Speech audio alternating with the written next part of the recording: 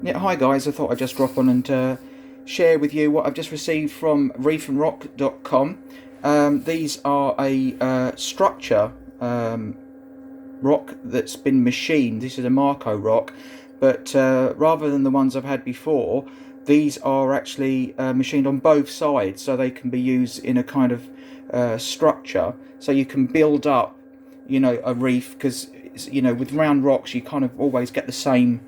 Like with live rock and stuff like that, you always tend to get the same kind of look. It's just a pile of rocks. I'm just going to try and get this to stop strobing if I can. There we go. Yeah, so these are really, really nice pieces of rock. These are.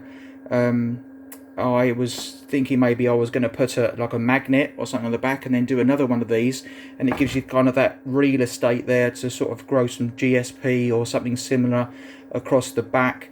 Or even like a pulsing xenia, if you was brave enough to put that into your reef tank, and you wanted to keep it separate from the rest of the rest of your corals and stuff, is to just have a separate rock with it on, which you could maybe take it out if you didn't like it, or move it to another aquarium.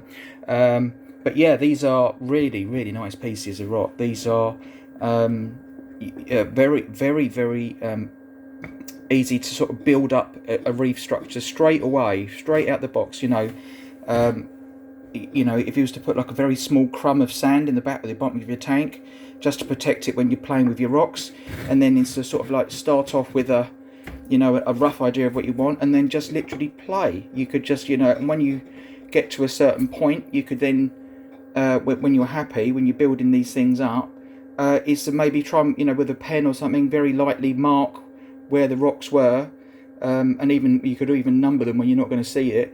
Strip it all apart and then glue it up in stages. And it's a very natural thing to see this in nature. The striations that you do get in rock. You can see very, very quickly how naturalistic it starts to look.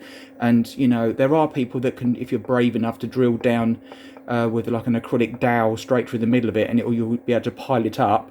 If you're that good at drilling, you can get and also you'd have to just drill it pretty straight. You'd have to have something on your drill that's going to keep it perpendicular, so that you don't end up with bits like this, and that's what you're looking for. But and even with smaller pieces, you can start to build up caves very, very quickly, and it's super natural looking. I'm really excited to start playing with these bits of rock.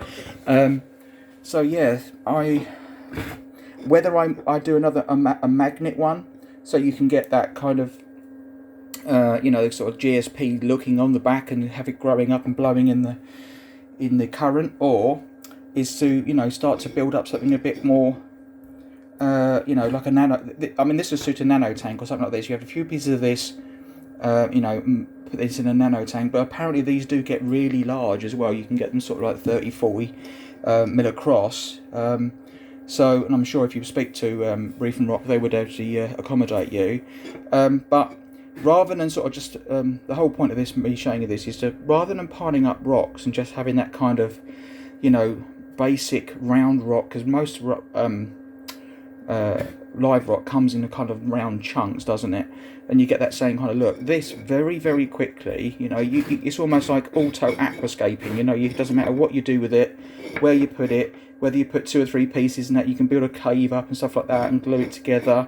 It's very, very easy to do. So yeah, if you want to share your thoughts on that sort of thing, or what you do with it, and yeah, let me have your comments. All right, I'm going to sign off now, but have a good day, morning or evening, wherever you are, and I'll speak to you later. Cheers, bye.